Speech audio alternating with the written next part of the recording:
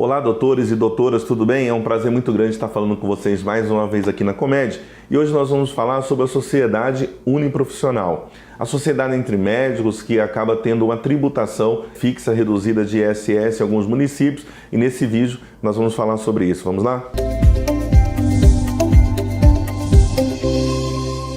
Como você vai montar uma sociedade, você pode fazer tanto uma sociedade com leigos, como uma sociedade com um próprio profissional, com o próprio médico. E aí você tem uma sociedade que pode ser simples. Agora, quando você vai fazer o processo de abertura de empresa, fica muitas dúvidas. Por quê? Porque na questão tributária, a gente tem algumas opções. Eu vou dar um exemplo. Isso acontece em Palmas, acontece em São Paulo, em todo o Brasil.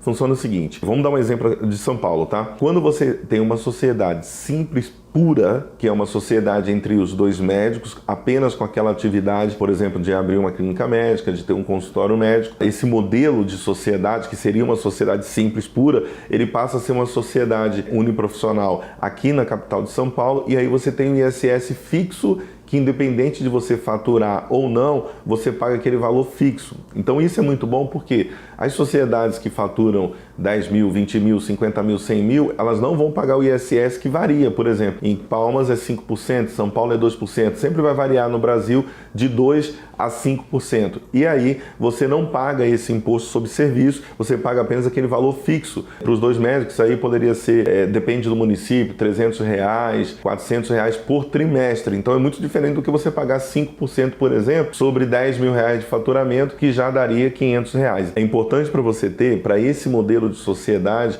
o médico. Agora, se você for fazer uma abertura de empresa, que é abrir uma sociedade simples e não está buscando essa questão da sociedade uniprofissional, você também pode colocar um leigo, que eu vou fazer um outro vídeo falando dessa questão. Então, se você tem uma sociedade simples pura aqui em São Paulo, por exemplo, você pode optar pelo ISS fixo. Em alguns lugares, apenas a sociedade simples, não precisa ser pura, pode ser a sociedade simples limitada, mas na capital de São Paulo, por exemplo, e outros municípios, eles exigem que você tenha uma sociedade simples pura. Altair, qual a diferença da simples pura para simples limitada? Tá na responsabilidade sobre a empresa. Quando você tem a sociedade simples pura, você responde ilimitadamente com seus próprios bens em relação à responsabilidade empresarial. E quando você tem a sociedade simples limitada, você responde sobre o capital social integralizado da sua empresa. Tá? Se tiver mais dúvidas sobre isso, doutor, pode procurar a gente. Aqui na descrição do vídeo vai ter os nossos contatos da Comed. Aí você pode entrar em contato conosco. A gente marca um encontro, uma reunião, pode ser online